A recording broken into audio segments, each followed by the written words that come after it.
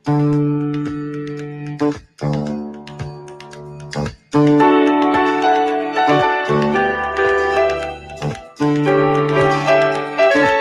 sahabat keluarga, selamat pagi dimanapun Anda berada. Salam jumpa kembali dalam program Bincang-Bincang Keluarga bersama Family First Indonesia. Tentu harapan kami Anda semuanya senantiasa dalam kondisi yang sehat, yang tidak kurang suatu apapun. Dan senang sekali saat ini kita bisa bersama-sama kembali untuk sama-sama membicarakan topik-topik seputar keluarga, ya, bersama Family First Indonesia, baik Anda yang langsung menyaksikan di studio maupun melalui YouTube Family First Indonesia. Dan pada saat ini kita akan berbicara tentang komunikasi di masa new normal, ya. Apakah tetap normal ataukah ada perubahan-perubahan yang terjadi? Karena memang saat new normal ini banyak sekali terjadi perubahan di setiap lini, ya, setiap garis kehidupan dalam dunia pendidikan, dalam pekerjaan, usaha, bisnis kita, dalam ya kegiatan keseharian kita, termasuk dalam kehidupan keluarga. Ya, hadir bersama kita pada saat ini Bapak Lawrence Joni, gitu ya. Beliau adalah seorang konselor, gitu ya, konselor keluarga, termasuk juga pakar dalam komunikasi. Kita akan sama-sama sapa ya, mendengar sekalian. Selamat pagi Pak Lawrence. Selamat pagi Bu Krisna, selamat pagi pemirsa sekalian. Apa kabarnya nih Pak? Sehat ya? Baik Bu Krisna, sehat Bu. Ya, gitu ya, senang sekali nih kita bisa berjumpa ya Pak Lawrence, gitu ya. Sudah berapa lama ya kita nggak berjumpa? Lumayan Iya, ya, sudah karena lama ya dulu Bu ya, kita nggak siaran bareng.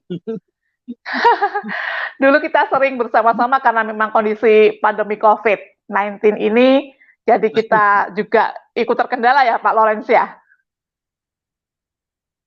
untuk kegiatan kita. Ya baik, kita langsung saja dalam pertanyaan-pertanyaan kita Pak Lawrence, karena saya yakin banyak pendengar, pemirsa yang sudah tak sabar lagi untuk belajar bersama dalam bincang-bincang Family First Indonesia di dalam talkshow pada saat ini, gitu ya. Pak Lawrence, kalau perubahan-perubahan yang terjadi di masa new normal ini kan banyak sekali, gitu ya. Sebetulnya Ya, yang paling menonjol apa ya Pak perubahan yang terjadi di masa new normal ini?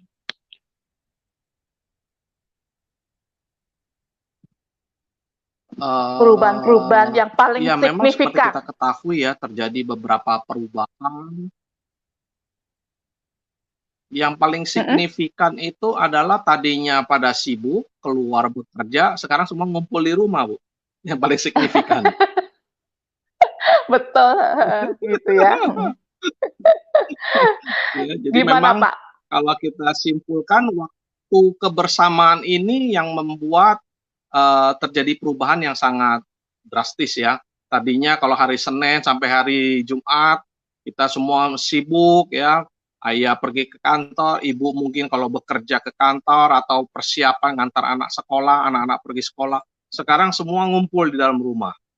Ya, nah setelah berkumpul ini tadinya nggak ada waktu, sekarang begitu banyak waktu. Nah, kadang-kadang ini juga menjadi satu perubahan di dalamnya, Bu. Kira-kira kalau Pak Lawrence sendiri gitu ya, dengan perubahan ini semakin merasa happy karena sering banyak berkumpulnya bersama keluarga atau justru ada kendala-kendala tersendiri, Pak? Ya, kalau saya melihat secara pribadi, saya juga bersyukur ya dengan adanya pandemi ini, kita jadi banyak waktu untuk keluarga, untuk anak-anak. Tadinya biasanya juga seperti orang-orang pada umumnya, kita juga sibuk bekerja, ya sibuk dengan pekerjaan-pekerjaan kita. Ya sekarang kita banyak berkumpul dengan keluarga. Nah, memang ada beberapa kendala ketika kita berkumpul dengan keluarga. Tadinya ya mungkin kita komunikasinya mungkin sepatah dua patah, sekarang karena setiap hari bertemu ya harus berkomunikasi terus-menerus. Ya, nah ini yang kadang-kadang saya melihat ada terjadi perubahan-perubahan. Apalagi ini kan situasinya bukan sesuatu situasi yang mengenakan. ya, karena harus diakui dengan pandemi ini banyak terjadi usaha-usaha yang semakin menurun, ekonomi yang sudah ya boleh dikatakan sudah diambang ambang krisis ya. Pemerintah Indonesia sendiri juga melalui Menkyu akan mengumumkan katanya ya, walaupun belum ada kepastian, katanya Indonesia sedang memasuki ambang krisis. Ya, tentunya ini juga memberikan dampak ya bagi keluarga-keluarga yang tadinya kerja dengan gaji, terus sesudah krisis begini, work from home, gaji katanya dipotong setengah, ya ada yang perusahaan tutup, terpaksa harus di PHK dan lain sebagainya. Nah, dengan situasi yang tidak mengenakan seperti ini kan, berkumpul dengan keluarga kadang-kadang bukan sesuatu yang menyenangkan lagi, ya, karena berkumpul harus menghadapi stres, sementara biaya hidup ini kan nggak bisa suruh tunda, biaya hidup harus terus berjalan, sementara penghasilannya berkurang. Nah, ini kan jadi sesuatu yang menjadi tekanan, ya. Nah, tekanan-tekanan ini ketika tidak dikelola dengan baik, ketika tidak bisa disampaikan dengan baik, ya akhirnya menjadi miskomunikasi. Wah, menarik nih ya, Pak Lorenzoni ya, bahwa satu sisi senang bisa kumpul lebih banyak waktunya, ya karena komunikasinya yang tadinya hanya sepatah dua patah kata, sekarang berpatah-patah. Artinya bisa lebih banyak, lebih sering gitu ya. Tapi di satu sisi juga bisa bikin miskomunikasi. Tadi pendengar sekalian, Pak Joni Lorenz gitu ya, Pak Lorenzoni menjelaskan bahwa kalau sering berkumpul, sementara secara ekonomi, income-nya berkurang atau mungkin banyak yang dirumahkan, usaha-usaha pada macet, sementara hidup ini harus jalan terus. Nah ini yang tadi bisa dikatakan akan juga bisa memicu yang namanya miskomunikasi, karena kebutuhan hidup semakin berjalan dan tidak bisa berkurang, tetapi pendapatan berkurang. Nah ini menarik. Nah gimana Pak Joni, Pak Lorenz untuk mensiasati hal seperti ini? Ini pasti keluarga-keluarga banyak yang menghadapi ya, gimana nih sekarang kita nerimanya cuma setengah gaji, ya uang transport juga nggak dapat, uang makan nggak dapat, dihitung-hitung lah ini hanya untuk nyicil rumah sama motor aja udah habis, terus bagaimana misalnya gitu ya. Bagaimana di dalam komunikasi keluarga ketika suami istri menghadapi masalah yang saling membuat stres, ya genting seperti ini, krisis ekonomi ini gitu ya, mempengaruhi apa yang sebaiknya mereka harus lakukan, atau ada saran-saran dari Pak Lorenzoni? Ya, jadi memang di masa yang seperti ini dibutuhkan komunikasi yang terampil, ya. Karena kalau komunikasi tidak bisa berjalan dengan baik, ya pasti mudah terjadi gesekan. Ya, gesekan-gesekan yang tadinya kecil mungkin bisa diredam, tetapi dengan adanya tekanan-tekanan seperti biaya hidup dan lain sebagainya, sehingga akhirnya membuat pasangan itu menjadi lebih sensitif. Jadi kalau ngomong sedikit-sedikit lalu dikaitkan, wah ini nggak ada uang, nggak ada ini, akhirnya ego semua terganggu. Ya, jadi kalau misalnya dalam masa-masa seperti ini, mari ya, walaupun gesekan pasti akan terjadi, tetapi tetap bertahan. Ya, coba dikomunikasikan dengan cara-cara yang lebih baik, ya, lebih penuh kasih, sehingga ketika menyampaikan komunikasi ini nggak terjadi gesekan-gesekan yang akhirnya mengarah kepada hal-hal yang lain. Karena saya baca di artikel ini, selama pandemi ini angka perceraian itu meningkat. Ya, setiap bulannya rata-rata meningkat 2%. Ya, kalau sebulan 2% mungkin angkanya nggak begitu kelihatan, karena rata-rata perceraian di Indonesia itu bisa sekitar 20 ribuan kasus sampai 40 ribuan kasus per bulannya. Tetapi kalau dengan kenaikan 2% ini diambil setahun, maka kenaikannya bisa menjadi 12 kali 2% itu berarti sekitar 24% naik. Wow, luar biasa ya. Mungkin bisa membludak. Ya, karena tadi tekanan-tekanan, sehingga akhirnya dengan mudah mengatakan ya sudahlah, kita putus saja. Nah, ini kan nggak boleh ya, karena masalahnya sebenarnya dihadapi oleh setiap orang, tekanannya juga datang dari berbagai arah, makanya komunikasinya harus lebih bijak, seperti itu Bu Krisna. Oke, luar biasa nih ya pendengar sekalian ataupun Anda semua yang ikut dalam channelnya YouTube Family First Indonesia. Pak Lauren Joni sudah menjelaskan bahwa hati-hati, sensitif nih kalau sampai sedang ekonominya. Saya juga sensitif, Pak. Saya juga sensitif nih. Kalau dompetnya menipis, waduh, ngomong dikit aja bisa langsung membakar emosi jiwa raga gitu ya, karena memang aduh luar biasa.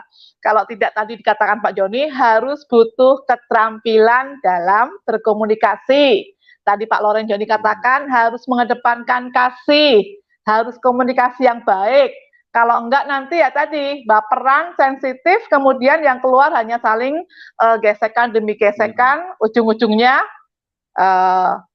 berpisah ya, ada perceraian, angka perceraian meningkat luar biasa. Bahkan beberapa waktu yang lalu saya juga membaca, melihat di media televisi juga gitu ya, bahwa ada di daerah sana Soreang atau daerah mana itu ya, yang sehari bisa 150 pasang suami istri yang mengajukan gugatan perceraian.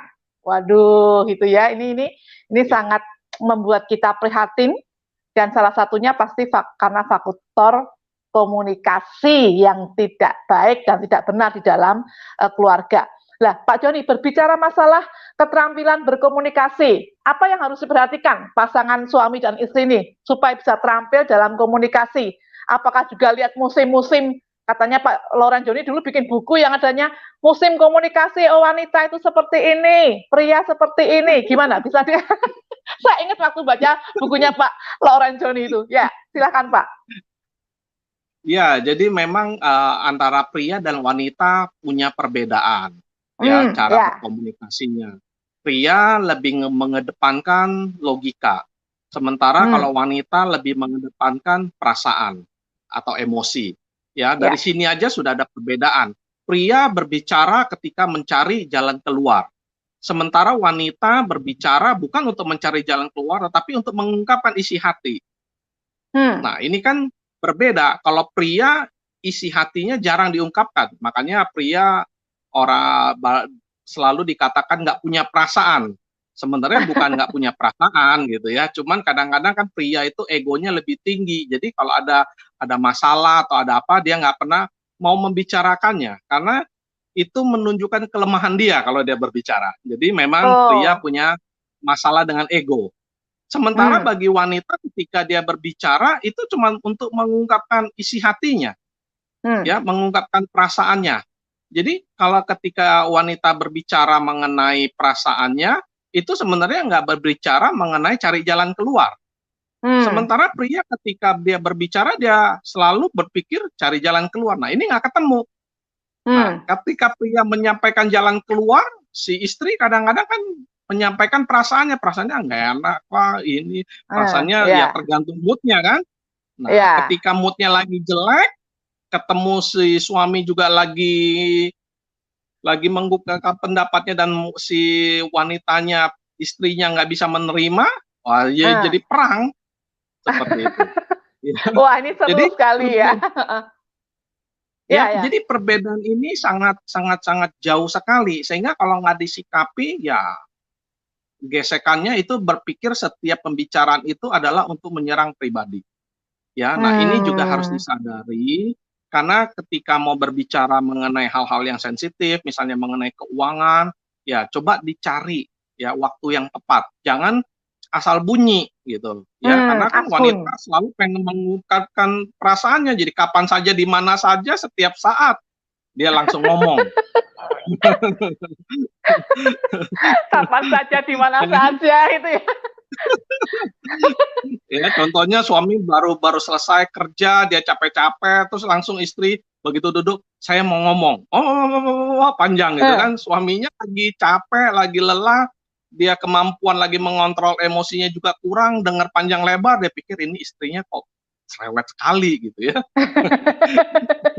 Jadi akhirnya tadinya mau berbicara mengenai masalah, tetapi karena situasinya waktunya nggak tepat, akhirnya jadi berpikir itu adalah menyerang pribadi.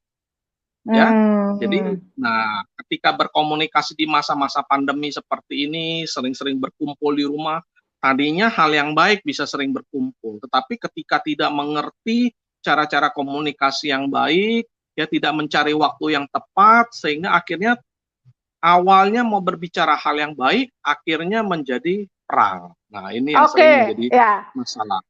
Ini sangat menarik Pak Lorenzoni, dan kita akan lebih gali lagi tentang perbedaan pria dan wanita, pola komunikasinya, satunya mengungkapkan perasaan, satunya pokoknya menyelesaikan masalah. Nah, ini sangat seru karena pasti kadang-kala memang kita mengalami hal ini. Tetapi kita akan rehat sejenak, ya, kita akan istirahat dalam beberapa saat setelah kita mendengarkan yang satu ini.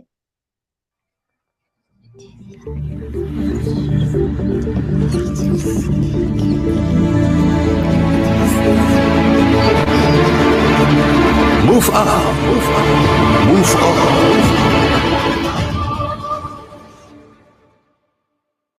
Halo sahabat sehat, kita berjumpa lagi di program Move Up. Setinggi-tingginya jabatan apapun dalam pekerjaan, tetap saja kita adalah pegawai. Tapi sekecil-kecilnya usaha kita, tetap saja itu adalah bos. Inilah yang membedakan mentalitas pekerja dengan mentalitas pemilik usaha. Ketika kita berada di posisi pegawai dengan mentalitas pekerja, kita akan merasakan sesuatu yang lebih aman dan tidak beresiko. Sementara pengusaha memiliki resiko yang lebih tinggi. Bisa saja usaha yang dia rintis mengalami kerugian yang besar, pegawai mogok dan minta naik gaji, supplier menaikkan harga, tagihan penjualan macet, atau bahkan usahanya diambang kebangkrutan. Khairul Tanjung mengingatkan, bos tetaplah bos, walaupun sekecil apapun usahanya. Demikian Move Up untuk saat ini. Saya Tias Widiasuti. Sampai jumpa.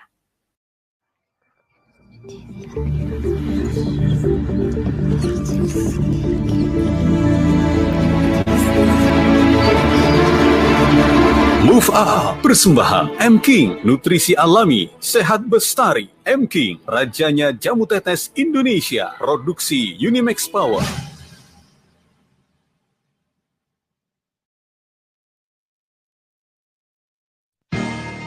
Anda kembali mengikuti Talkshow Inspirasi Keluarga bersama Family First Indonesia.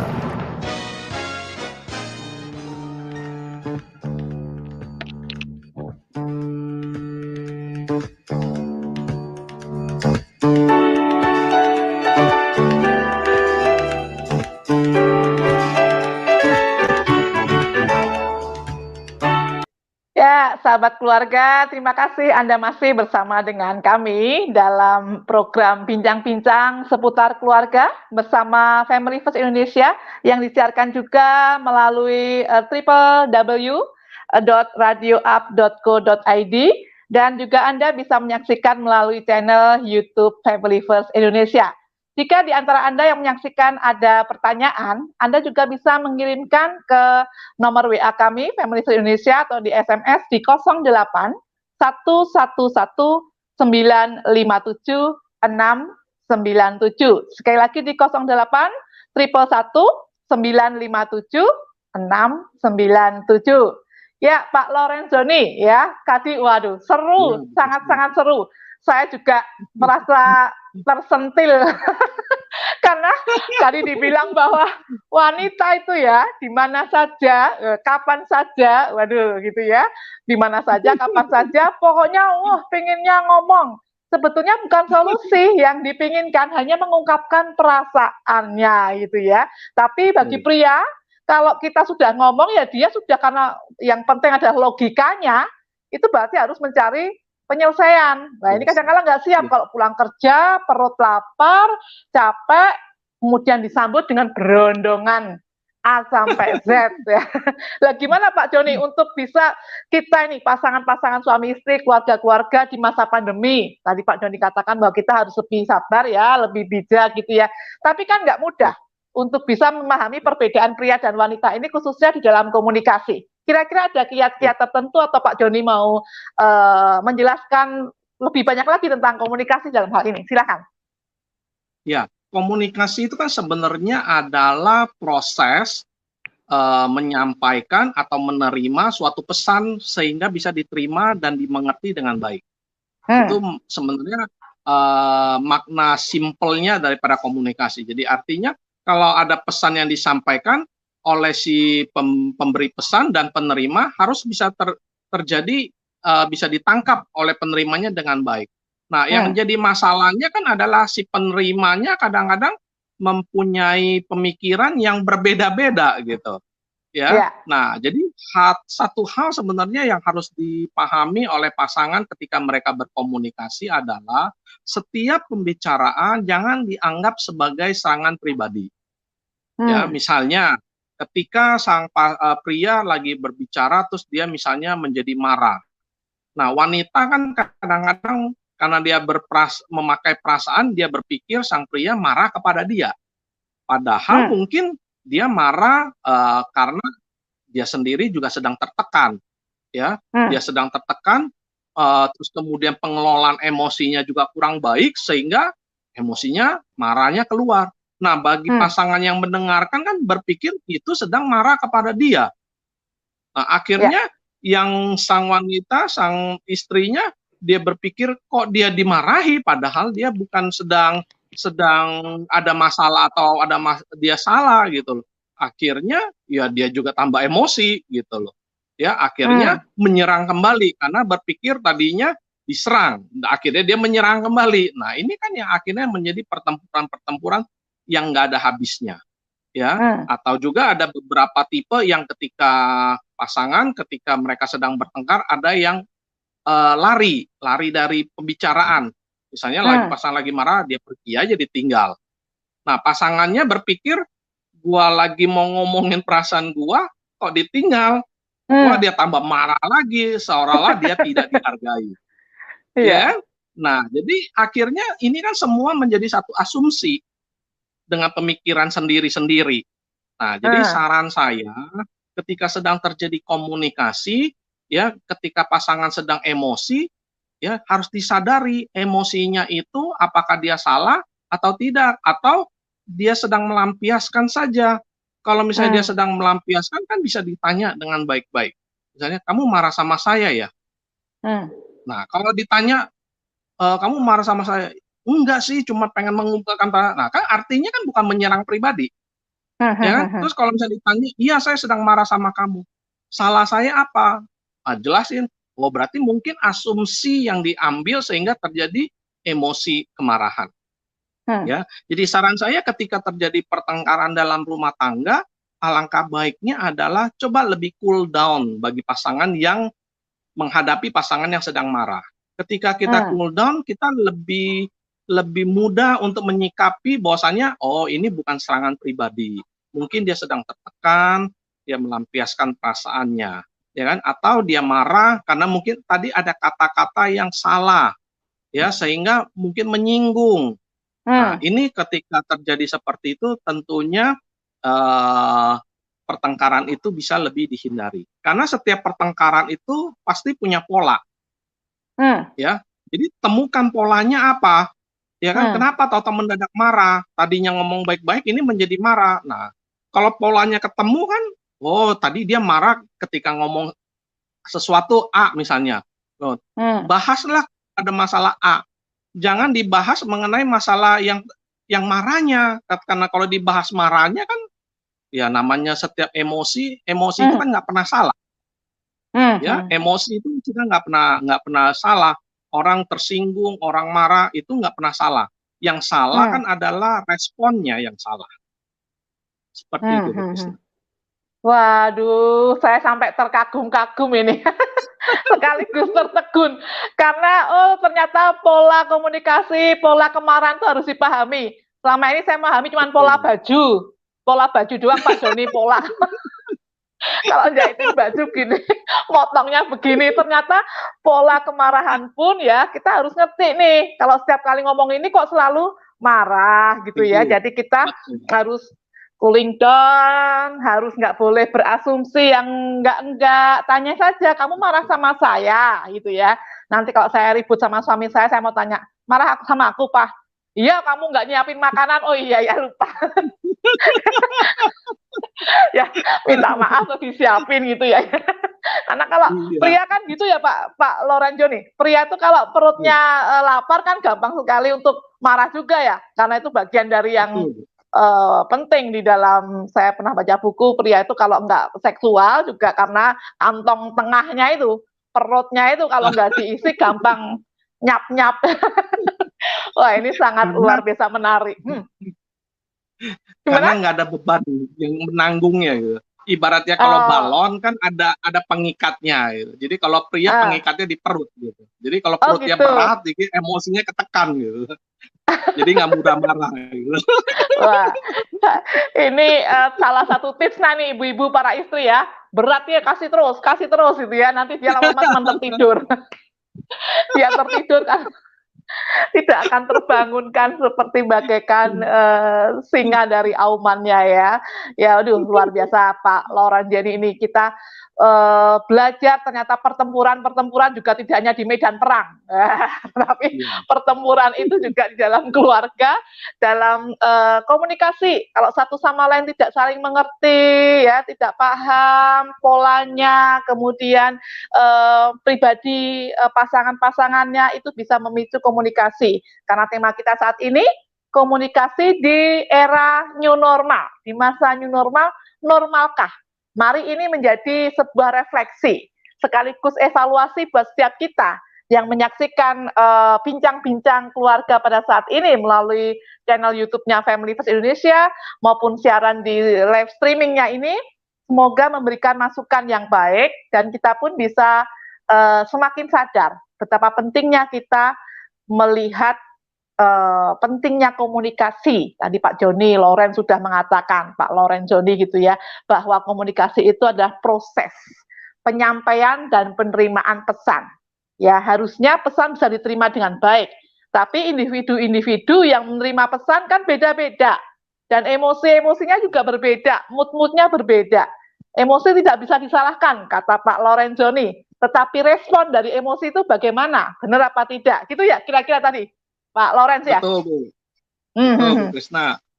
Ya, kalau seperti itu berarti pengaruhnya terhadap karakter seorang juga bisa mempengaruhi ya Pak? Karakter seorang itu kan macam-macam juga. Itu juga bisa mempengaruhi pola komunikasi di dalam menyelesaikan masalah juga ya?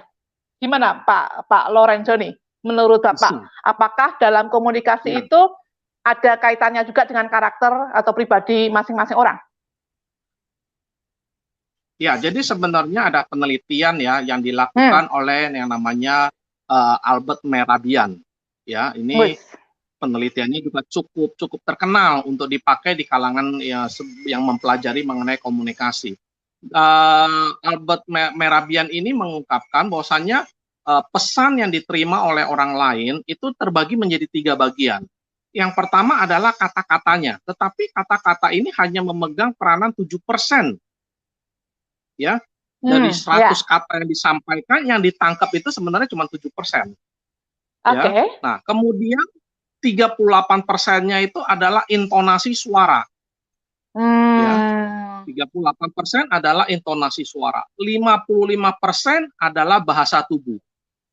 Ya, jadi kalau ini saya boleh rangkum, jadi ketika pesan itu disampaikan terbagi menjadi 3 bagian, yaitu kata-kata, intonasi suara, dan bahasa tubuh. Kata-kata memang hanya mewakili 7%. Nah, kata-kata ini lebih banyak berbicara mengenai proses berpikir. Ya, jadi lebih pada intelijennya. Ya. Nah, terus kemudian intonasi suara 38%. Ini lebih banyak berbicara dengan emosinya pada saat itu. Ya, jadi kalau tadi kata-kata intelijennya pada saat itu berpikirnya, cara menyampaikannya. Nah, 38% ini adalah emosi yang dibawanya. Nah, yang jadi masalah ini adalah 55% adalah bahasa tubuh. Nah, bahasa tubuh ini lebih banyak berbicara mengenai apa yang ada di dalam diri seseorang pada saat itu. Jadi kalau misalnya dia sedang bahasa tubuhnya lagi marah-marah, maka ya nada suaranya kan tentu akan naik, ya. Ya. Bahasa tubuhnya, wah dia seperti marah, mau menyerang dan lain sebagainya. Nah, bahasa tubuh ini banyak berbicara mengenai bagaimana isi hati atau ya isi hati daripada seseorang. Ya, bahasa tubuh ini memegang di penelitian ini menunjukkan memegang peranan 55%. Jadi kalau misalnya di dalam satu pernikahan, kalau pasangannya tidak mau dekat-dekat dengan pasangan, nah berarti sebenarnya sudah dari awal itu sudah terlihat ada masalah. Ya, jadi nggak usah dalam pertengkaran, nggak usah dalam pembicaraan terus kemudian berlanjut dengan pertengkaran dan lain sebagainya. Dari ketika mereka sedang baik-baik saja, bahasa tubuh ini menunjukkan pasangan ini lagi baik atau memang sebenarnya udah punya masalah. Ya, kalau pasangan ini dari awalnya sudah ada masalah, walaupun mungkin nggak bertengkar, tetapi kalau kemana-mana berbareng, misalnya pergi ke satu tempat, mereka duduknya berjauh-jauhan atau ada social distancing 1 meter, ini kan sebenarnya udah ada masalah gitu ya. Wah, ini luar biasa menarik sekali ya. Ya, jadi bahasa tubuhnya itu udah menunjukkan berarti memang pasangan ini sudah ada masalah. Jadi nggak usah mereka bertengkar pun kita udah tahu. Oh ya ini mah udah berarti ada masalah yang belum terselesaikan. Tapi kalau misalnya yang sudah menikah 10 tahun tapi masih gandengan tangan, masih rangkul-rangkulan tangan, kalau jalan bersampingan gitu ya, kalau berjalan deket-deket berbarengan, nah maka kita menunjukkan wah ini pernikahannya walaupun sudah 10 tahun ada hal-hal yang baik di dalamnya. Ya, jadi nggak usah mereka sering bertengkar pun sebenarnya kita sebagai orang awam pun kita bisa melihat bahwasanya pasangan ini serasi atau tidak. Karena bahasa tubuh lah yang sebenarnya memegang peranan. Ya, jadi kalau kita pengen tahu pasangan kita punya masalah nggak dengan kita, lihat aja gestur tubuhnya. Kalau dia dekat-dekat sama kita nggak, kalau lagi baik-baiknya. Ya kan, kalau lagi nggak baik aja kalau lagi baik aja nggak dekat, gimana kalau lagi bertengkar kan begitu. ini seru sekali Pak Lauren Joni, terima kasih ya. Waduh, untungnya saya suka deket-deket apalagi tanggal muda. Saya deket-deket. kita akan bahas lebih lanjut lagi dan kita bersyukurnya dari pagi tadi ya, jam 9 gitu ya. Kita udah hampir ini setengah jam. Lagi kita akan break gitu ya. Kita selalu memiliki bahasa tubuh yang enak ya, Pak Lauren Joni, yaitu menunjukkan bahwa kita dengan pasangan masing-masing pun pasti juga lebih enak. Baik, pendengar sekalian, dimanapun Anda berada, kita akan lanjutkan lagi perbincangan pada saat ini, namun kita akan melihat yang satu ini.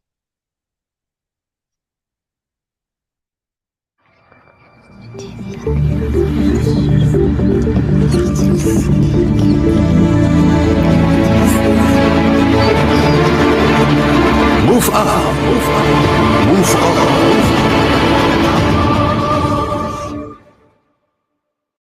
Halo sahabat sehat, kita berjumpa lagi di program Move Up. Setinggi-tingginya jabatan apapun dalam pekerjaan, tetap saja kita adalah pegawai. Tapi sekecil-kecilnya usaha kita, tetap saja itu adalah bos. Inilah yang membedakan mentalitas pekerja dengan mentalitas pemilik usaha. Ketika kita berada di posisi pegawai dengan mentalitas pekerja, kita akan merasakan sesuatu yang lebih aman dan tidak beresiko. Sementara pengusaha memiliki resiko yang lebih tinggi. Bisa saja usaha yang dia rintis mengalami kerugian yang besar, pegawai mogok dan minta naik gaji, supplier menaikkan harga, tagihan penjualan macet, atau bahkan usahanya diambang kebangkrutan. Khairul Tanjung mengingatkan, bos tetaplah bos, walaupun sekecil apapun usahanya. Demikian Move Up untuk saat ini. Saya Tias Widiasuti. Sampai jumpa.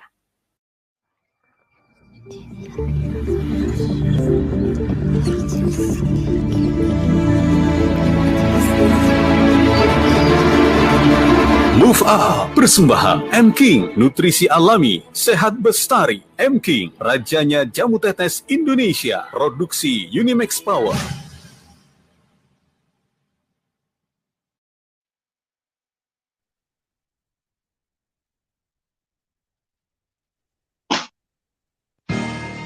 Anda kembali mengikuti Talkshow Inspirasi Keluarga bersama Family First Indonesia.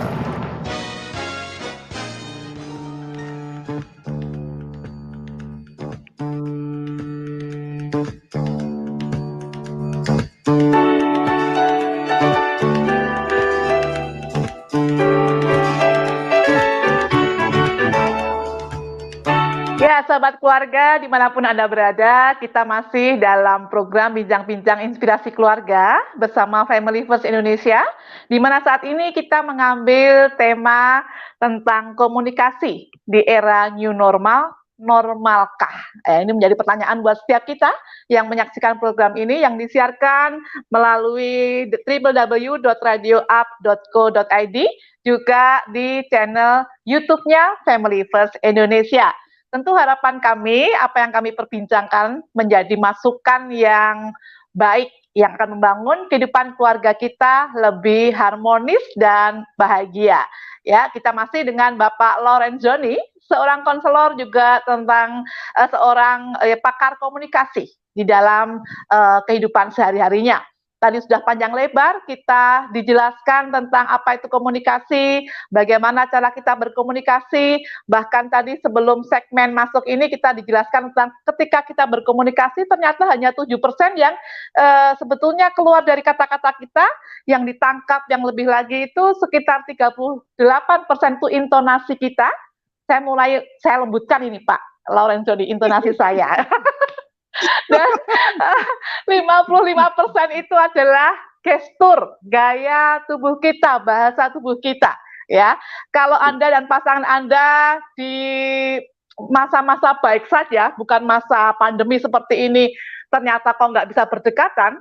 Tadi Pak Lorenzoni sebutkan, di dalam pernikahan saja, itu loh, pasangan saya nggak berdekat-dekatan, nggak ada senyuman misalnya. Itu sudah kita bisa membaca bahasa tubuhnya dia, oh ini sedang ada masalah. Ya, ada sesuatu di dalamnya. Yuk, Anda yang saat ini sedang menyaksikan ini dan di samping Anda ada pasangan, peluk mereka, ya, peluk pasangan Anda, ya. Kemudian bisa lebih dekat-dekat lagi, karena ternyata ini saya dapat ilmu baru dari Pak Lorenzoni. Oh, ternyata begitu ya. Kalau nggak mau berdekatan, kemudian di rumah pun sekarang kita waktunya banyak ini di masa pandemi kok nggak pernah mencari kita, satu di ujung sono, satunya malah kamarnya ditutup. Nah, ini bagian dari komunikasi yang tidak sehat. Karena tidak adanya bahasa tubuh yang mau saling merindu dan saling berdekatan dengan cinta kasih. Wah, menarik sekali Pak Lorenzoni. Apalagi Pak, yang Anda bisa jelaskan supaya memang setiap pemirsa saat ini itu memperoleh banyak hal. Tadi saja dari 2 segmen kita sudah memperoleh banyak hal, dan mari kita lanjutkan bagaimana kita memahami pasangan yang pria dan wanita itu berbeda, gitu ya. Kemudian tadi pola kemarahan juga beda.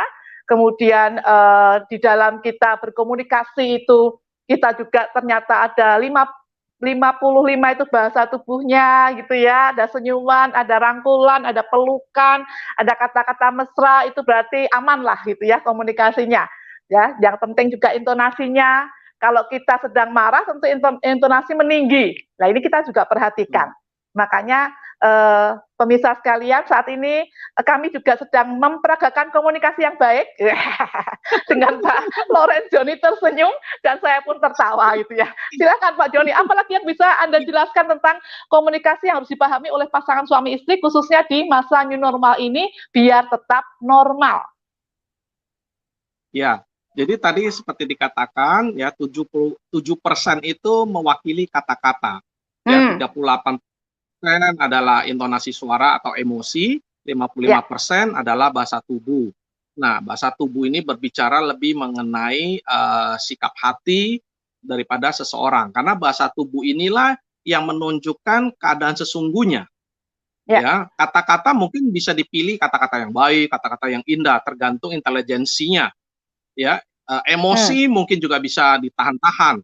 Ya kan, tetapi yang nggak bisa ditahan itu adalah bahasa tubuh, karena bahasa tubuh itu dengan sendirinya akan berbicara ketika sang pemberi isyarat ini atau orang-orang tersebut ya yang menunjukkan apa kondisi dia sesungguhnya. Jadi kalau misalnya dalam pasangan itu bahasa tubuhnya paling jelas itu misalnya mereka lagi jalan bareng, ya kalau lagi jalan bareng terus nggak pernah dekat, nggak pernah ada rangkulan. ya kan? Nah, itu sudah dipastikan sebenarnya mereka punya masalah. Nah, tetapi balik lagi, kadang-kadang kan kita karena sudah menjadi satu habit, akhirnya udah nggak memperhatikan. Padahal sebenarnya kan itu ada masalah yang belum terselesaikan. Ya, kita perhatikan kalau pasangan yang baru pacaran, ya nggak ada tuh yang namanya pacaran itu social distancing kalau berjalan bersama. Ya kan? Langsung diputus, Pak. Nggak ada pacaran itu langsung diputus, betul. Ya kan? Nah, kalau lagi pacaran kan selalu lengket kemana-mana bareng. Dekat-dekat. Itu karena kenapa? Karena hatinya, perasaan hati isi perasaannya itu kan sedang berkembang, ya, sedang penuh kasih, dengan penuh segala kebaikan, sehingga maunya dekat aja. Flower gitu ya, berbunga-bunga gitu. Ya. Ya, jadi maunya dekat aja. Nah, tapi ketika mereka sudah masuk dalam pernikahan, kenapa itu tidak bisa berlanjut? Gitu loh. Seharusnya kan ketika mereka lagi pacaran saja sudah tadi dikatakan berflower-flower, harusnya ketika mereka sudah menikah itu bukan flower-flower lagi kali, ya kan? Tapi udah mungkin hujan bunga. Gitu. Aduh, seharusnya seperti itu, ya kan? Tetapi kenyataannya kan enggak. Nah, berarti sebenarnya ketika mereka masuk dalam pernikahan, mereka sudah menemui masalah-masalah yang sesungguhnya. Ya, masalah-masalah kehidupan. Ketika lagi pacaran, ya dunia ini semua yang lain kontrak, cuma milik kedua. Ya kan? Tapi kalau sudah masuk dalam pernikahan, ya kan? Kita harus pikirin kontrak rumah, kita harus pikirin bayar. Nah, itu hidupannya. Ya, nah ketika realitanya nggak bisa disikapi dengan cara komunikasi yang tidak baik, ya akhirnya tanpa disadari mereka yang tadinya dekat sudah mulai menjauh.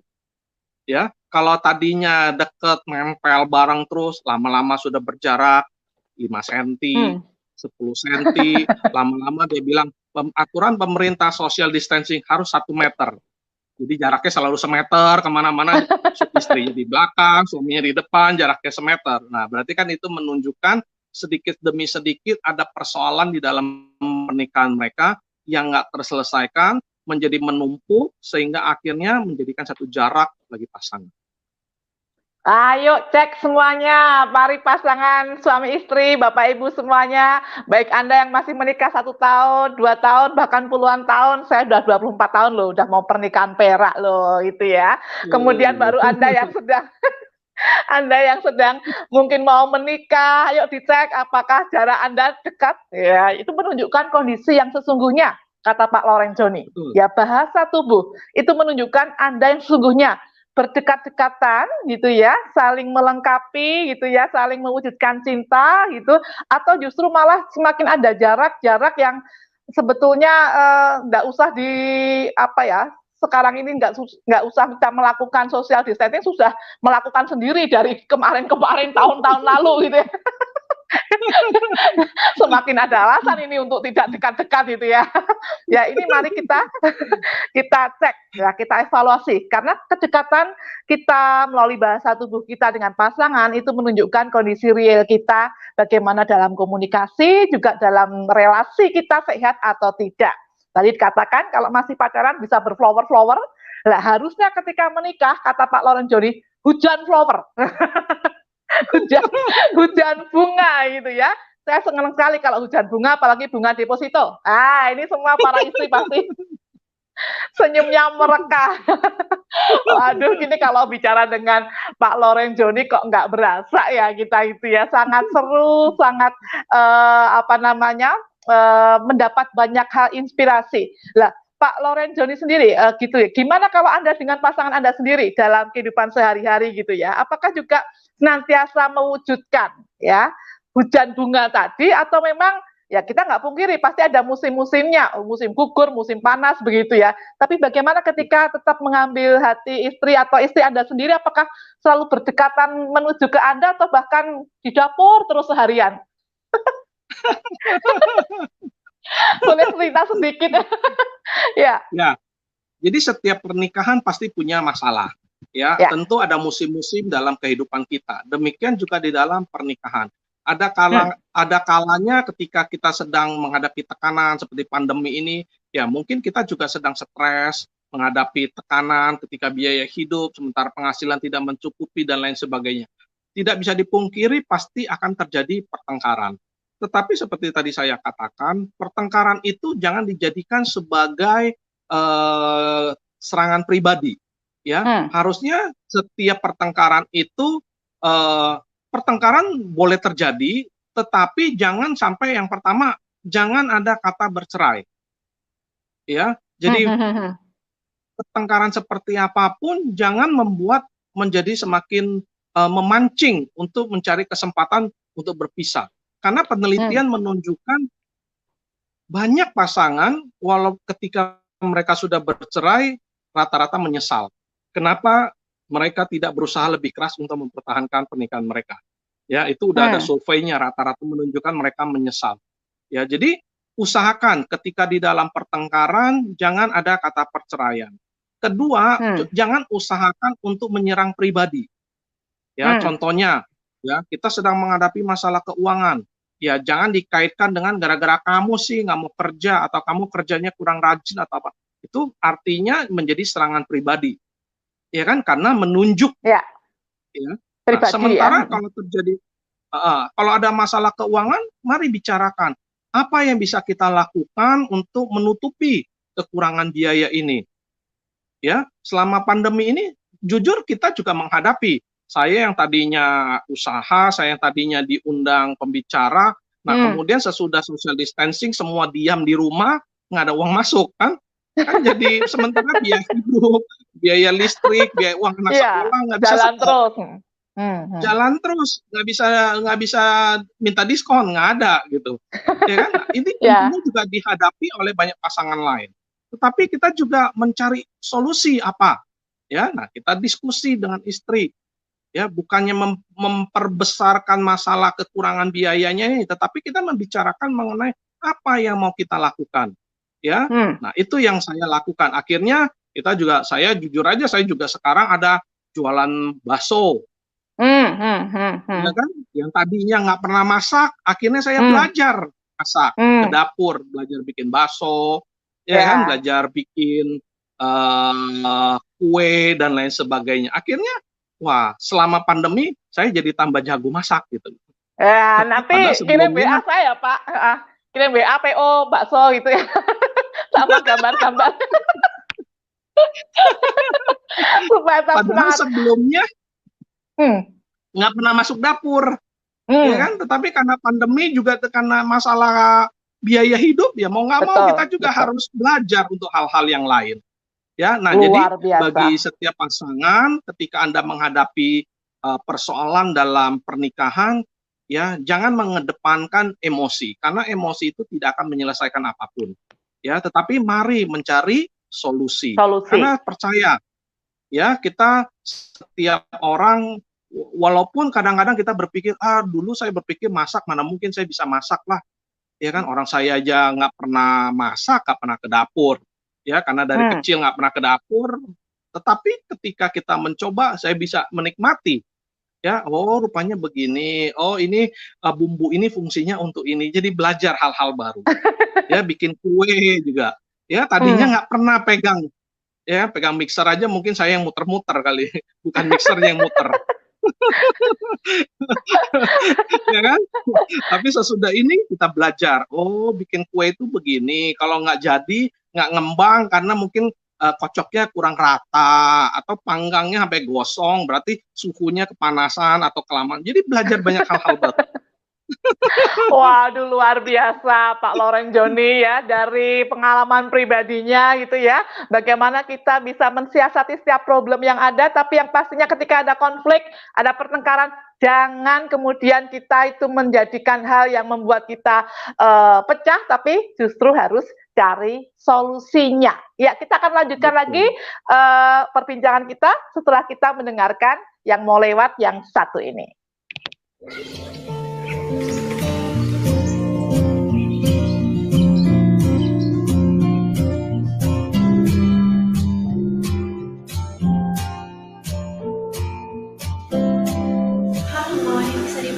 Saya adalah seorang wanita karir yang sering mengalami banyak tekanan dalam pekerjaan saya. Seringkali saya merasa badan saya kurang fit karena banyaknya kesibukan saya.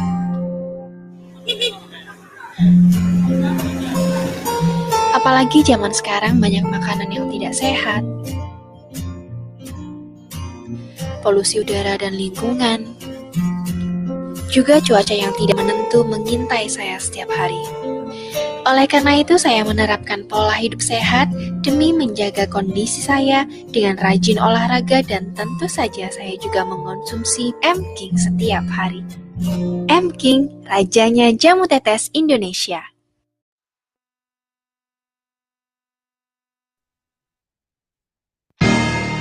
Anda kembali mengikuti Talkshow Inspirasi Keluarga bersama Family First Indonesia.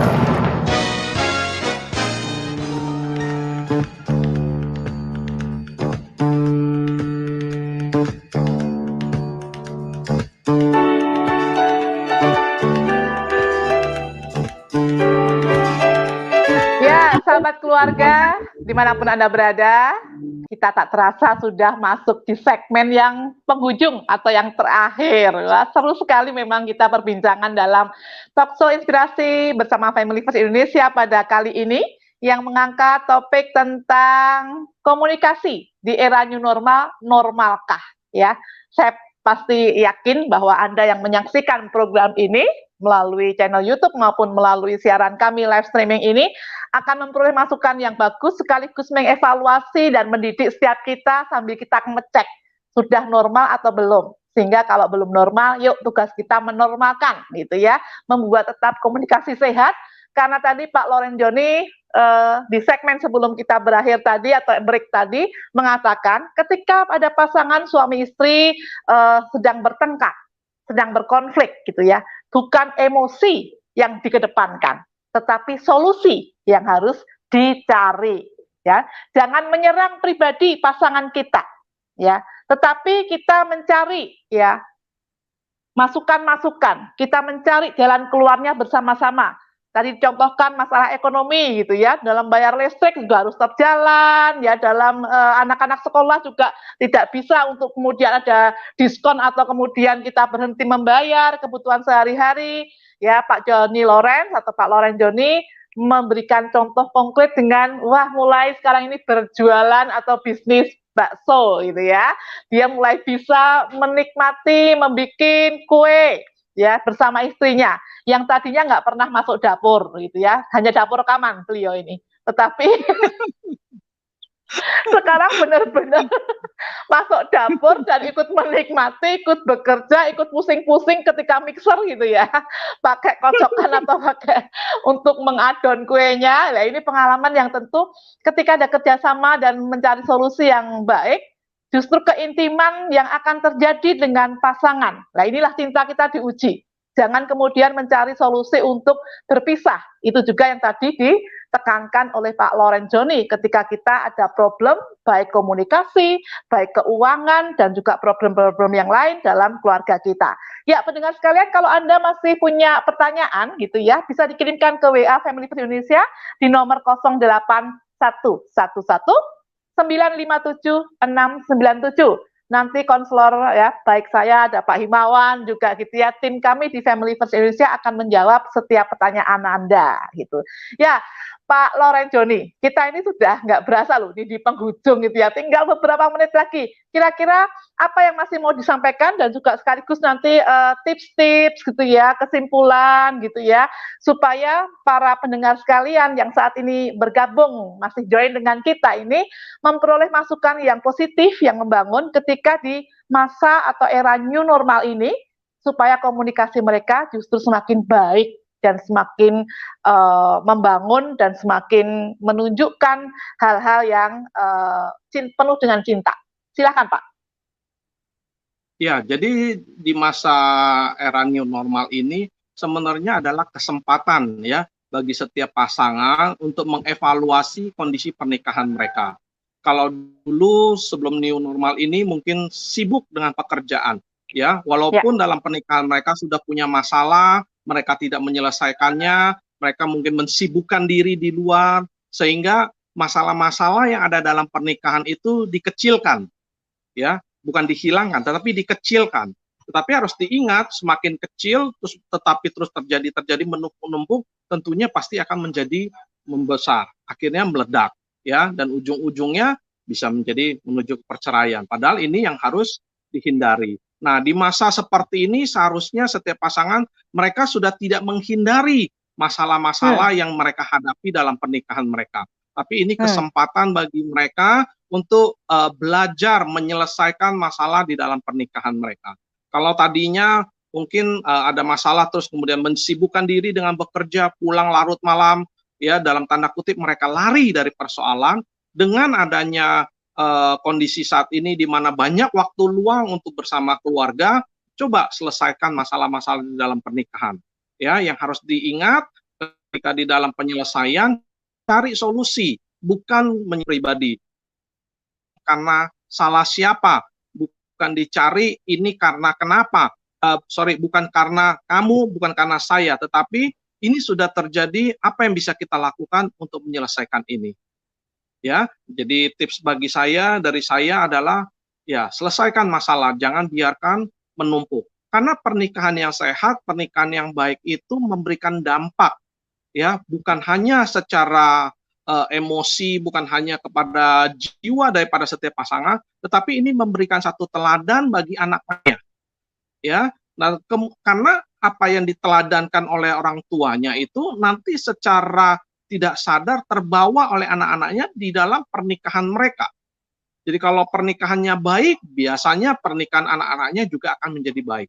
Tapi kalau pernikahan mereka tidak baik, nanti di kemudian hari, ya kemungkinan besar pernikahan anak-anaknya juga tidak akan menjadi baik. Ya sudah banyak penelitian yang menunjukkan, ya kita susah payah, kita bekerja keras untuk membangun pernikahan kita. Ya hasilnya adalah menjadi satu teladan bagi anak-anak cucu kita. Ya, tapi kalau kita tidak menjaga, dengan mudah kita bercerai, dengan mudah kita lari dari masalah, ya anak-anak kita juga nggak belajar. Ya, ketika mereka dalam pernikahan berikutnya, ketika mereka ada masalah, mereka juga mengikuti jejak orang tuanya, ya sudah bercerai. Padahal banyak penelitian juga menunjukkan setiap pasangan yang bercerai itu ketika mereka menikah lagi, kemungkinan besar untuk bercerainya itu lebih besar, ya, daripada mereka yang sama sekali mempertahankan pernikahan mereka. Jadi perceraian itu bukan solusi di dalam pernikahan. Ya, perceraian itu boleh dikatakan hanya lari dari masalah. Dan harus kita tahu, ketika kita lari, bukan hanya kita saja yang lari dari masalah, tetapi itu juga memberikan contoh bagi anak-anak kita ketika mereka masuk dalam pernikahan mereka, ketika mereka menghadapi masalah, mereka juga nanti akan lari dari permasalahan. Karena mereka mengikuti teladan dari orang tuanya. Ya, demikian Bu Krisna. Waduh, terima kasih sekali Pak Loren Joni ya, tips-tipsnya, kesimpulannya gitu ya, masukan-masukannya buat kami semuanya pendengar Talkshow Inspirasi Keluarga Family First Indonesia kali ini. Kami sungguh merasa dibekali untuk senantiasa lebih baik lagi. Beberapa hal tadi dikatakan di dalam segmen yang penutup ini, Pak Loren Joni mengatakan bahwa pernikahan yang sehat itu dampaknya bukan hanya buat pasangan tapi juga buat anak-anak gitu ya. Makanya itu juga akan menjadi role model ya, teladan buat anak-anak kita. Yang pasti seberat apapun persoalan, tidak ada yang tidak bisa diselesaikan. Jadi cari solusi, jangan kedepankan emosi, jangan pernah berkata untuk berpisah atau bercerai, karena itu ternyata hanya pelarian dari masalah, bukan penyelesaian masalah.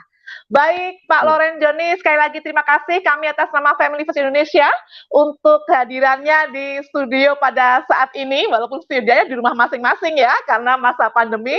Tentu kami mendoakan ke Bapak sekeluarga pelayanannya semakin luar biasa ya, juga usaha-usaha yang dilakukannya, kehidupan keluarganya semakin harmonis, dan nanti kita bisa ketemu lagi di lain waktu dalam perbincangan Talkshow Inspirasi Keluarga bersama Family First Indonesia. Dan akhir kata, saya Krisna Dai Maharti bersama narasumber kita yang luar biasa Bapak Loren Joni saat ini mohon pamit dari hadapan Anda sekalian. Kita akan berjumpa lagi dalam topik-topik inspirasi keluarga yang lebih menarik lagi di waktu-waktu yang depan. Bye-bye.